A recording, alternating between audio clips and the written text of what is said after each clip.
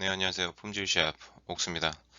예, 이번 영상에서는 품질 코어 툴 5가지 중에서 APQP, 자, 퀄리티 플래닝, 자, 품질 계획에 대해서 개발 단계에서 품질 계획에 대해 세우는 APQP에 대해서 공유를 드리도록 하겠습니다. 잘 들어보세요. 네, APQP 정의에 대해서 먼저 확인을 해볼 건데요. 요 문장을 좀 볼게요. 근데 영어 문장이죠. 이 부분도 또한 제가 글로벌 품질 관련 인터넷 사이트에서 좀 발췌한 부분이고요. FQP 정의에 대해서 가장 집약적이고 가장 중요한 핵심 부분을 말하는 것 같아요. 어떻게 되었냐면 FQP는 일단 고객사에서 요청하는 기술적인 기준 그리고 특별 특성에 대한 요구사항이 완벽하게 이해된 상태에서 반영되어야 한다.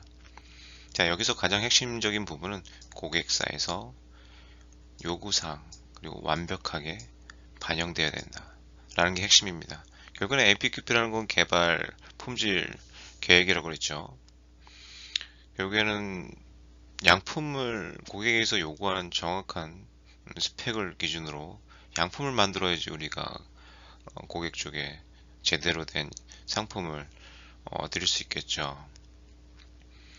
그러면 결국엔 고객에서 요구하는 사항들이나 중요한 기준들, 스펙들 그런 것들이 정확하게 우리가 이해를 하고 그리고 우리가 만들 수 있는 능력이 어느 정도까지인지 그리고 어느 수준인지 그리고 그거를 구현하기 고객이 의도하는 요구사항을 구현해내기 위해서 어떤 식으로 우리가 품질 계획을 수립하고 그런 것들을 하나씩 실현해 나가야 되는지 그 개념이 가장 핵심적인 APQP의 정의라고 볼 수 있어요. 네, 두 번째는 이렇게 이제 번역이 되는데요. APQP는 영어, 제품 개발, 구매, 생산 등등 크로스 펑셔널 팀에 의해서 실행되어져야 한다.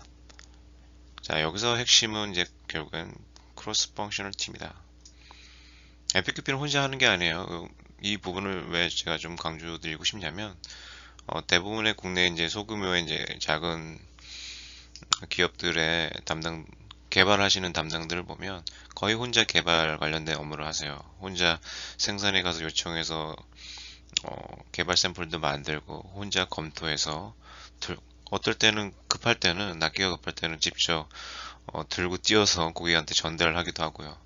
그러다 보니까 실제적으로 그분도 많이 힘들겠지만 실제적으로 나오는 제품에 대한 퀄리티가 많이 떨어지는 경우가 많아요. 그 얘기는 결국에는 다양한 부서들에서 다양한 전문가들이 모여서 같이 만들고 같이 검토하고 하는 게 가장 중요한 부분인데 그런 것들이 실제적으로 많이 지켜지지 않는다는 거죠. 자, FQP 정의에 대해서는 두 가지를 말씀드렸어요. FQP는 뭐다? 자, 고객사에서 요구하는 기본적인 아주 요구사항들에 대해서 완벽하게 이해해서 우리 쪽에서 만들 수 있게 반영이 돼야 된다. 두 번째는 FQP는 나 혼자 하는 게 아니라 개발 담당이라 해서 나 혼자 하는 게 아니라 다양한 부서와 함께 크로스 펑셔널 팀을 이루어서 진행이 되어야 된다. 네, 두 번째는 APQP 단계. APQP가 어떻게 구성되었는지에 대해서 좀 같이 확인해 볼게요.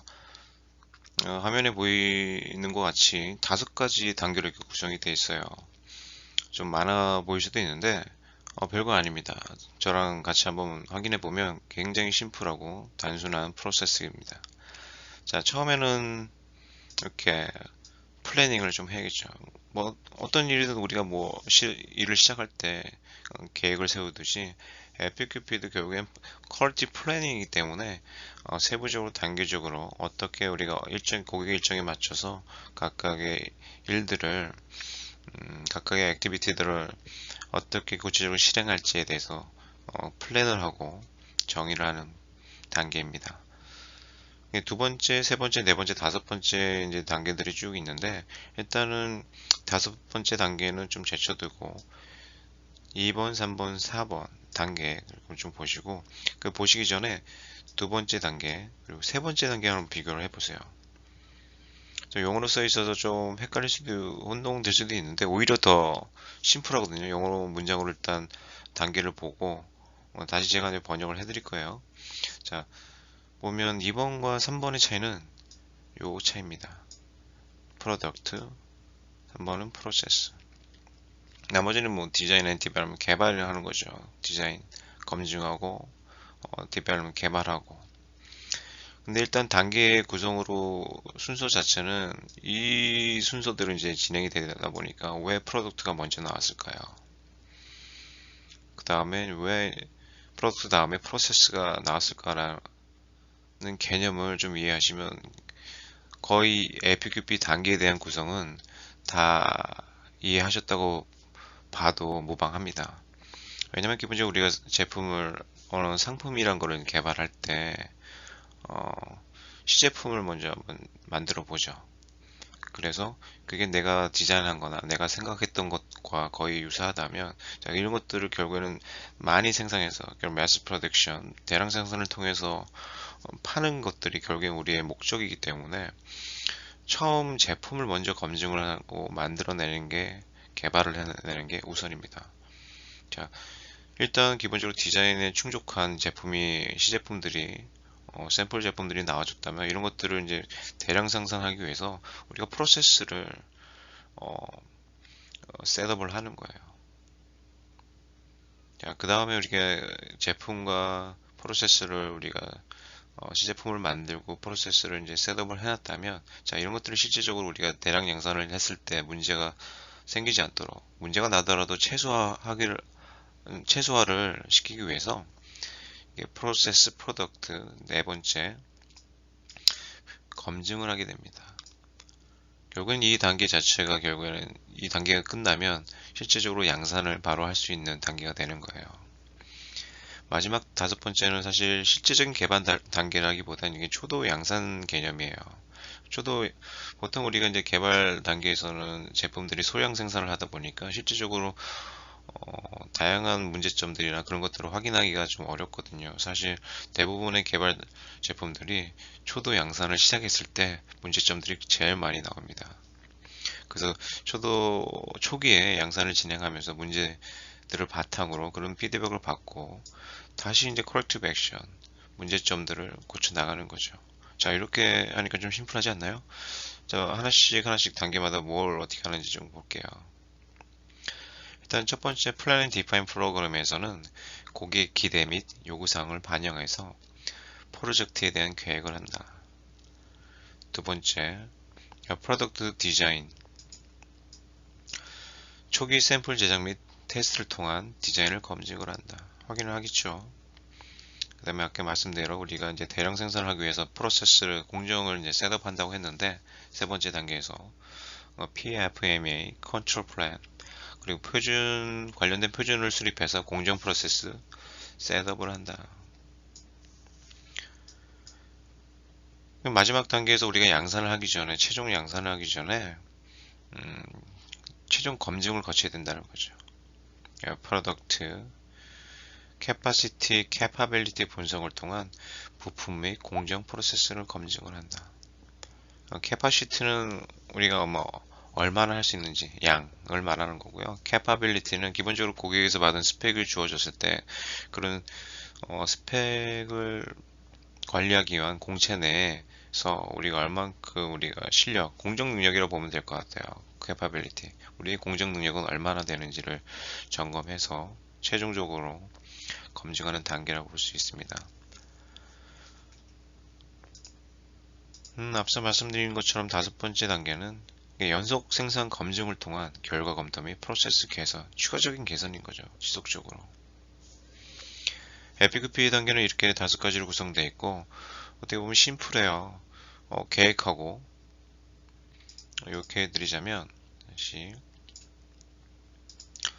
계획하고, 시제품 만들어서, 샘플 제품 만들어서 검증을 하고, 자, 이것들을 우리가 대량 생산하기 위해서 프로세스 셋업을 하고, 이렇게 샘플 제품과 프로세스 셋업을 한 것들을 최종 양산을 우리가 하기 직전에 최종 검증을 한다는 거죠. 어떻게 보면 뭐 백신이 지금 코로나 백신 같은 경우가 이제 일반 소비자들한테 출시되기 전에 최종 임상 시험을 하는 단계라 볼 수 있어요.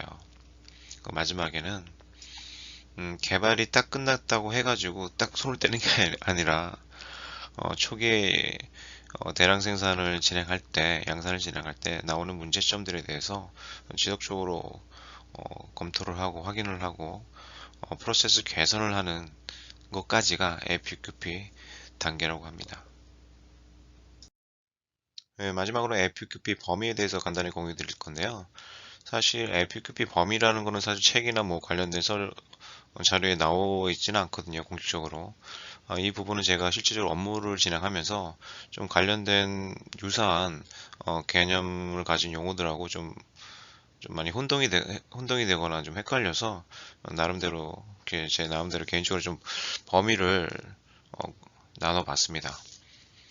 어떤 내용이냐면 전체적인 우리가 APQP 개발이라는 하는 과정에서 플래닝을 APQP가 하나 이렇게 돼 있다면 그 안에 PPAP 이런 프로세스, Production Part Approval Process가 그렇게 있고 그리고 그 안에 ISIR은 처음 들어보셨죠? 자, Initial Submission Inspection Report. 그 다음에 PSW까지. PSW는 Part Submission Warranty. 자, APQP는 뭐 앞서 설명드렸으니까 어느 정도 이해를 하셨을 거고, PPAP은 결국엔 프로세스예요, 프로세스.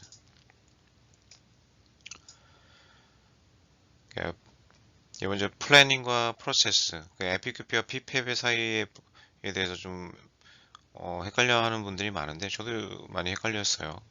에픽큐브는 뭐고 PPAP은 뭔지. 결국엔 에픽큐브는 전체적인 개발을 우리가 추진하기 위해서 품질 계획을 수립하는 하나의 계획이고요. PPAP은 그 상품을 여기서 핵심은 이제 어프로벌 프로세스죠. 제품을 만들어서 고객에게 승인받는 프로세스. 각각에 관련된 매뉴얼이라 보면 되겠습니다. 자, 또 한 가지 사람들이 좀 실수하는 부분이 요 PPAP하고 ISIR을 좀 상호 혼동하는 경우가 있어요. 어떤 PPAP이라기도 하고 그냥 ISI라고 하는 부분이 있습니다. 근데 ISIR을 보면 마지막이 R이 리포트예요. 사람들은 대부분 PPAP하고 ISR은 같다고 생각하는데 다른 겁니다. 그렇다고 전혀 다른 건 아니고요. PPAP 서류가 ISIR이 될 수 있습니다. 그러니까 PPAP은 ISIR은 아니지만 PPAP documents, PPAP 서류들은 ISIR이 될 수가 있어요.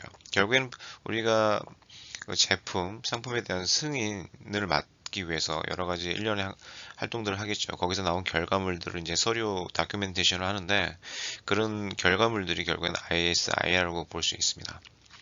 최종적으로 ISIR 리포트 내에 최종적으로 이제 커버 페이지가 있어요. 커버 페이지 결국에는 이제 우리가 직접 사인하고 그리고 고객 쪽으로부터 이제 사인을 받는 커버 페이지를 최종 이제 보증서라고 볼 수 있겠죠. 그거를 PSW라고 합니다. 이 정도까지 간단히 설명드렸고요. 사실 이 내용은 좀 눈에 익혀 두시는 게 좋을 것 같아요. 왜냐면 실제로 업무를 하시는 분들이나 그리고 관련된 부분들을 배우시는 분들은 실제 이 FQP, PPAP, ISIR, PSW는 다 일련의 그 개념들이 다 관련 있는 부분인데 많이들 헷갈려 하시거든요. 제가 이렇게 간단하게 심플하게 좀 정리해 드렸으니까 좀 잘 숙지하시기 바라겠습니다. 다음 영상에서 뵐게요. 마지막으로 이 영상 한번 봐주세요.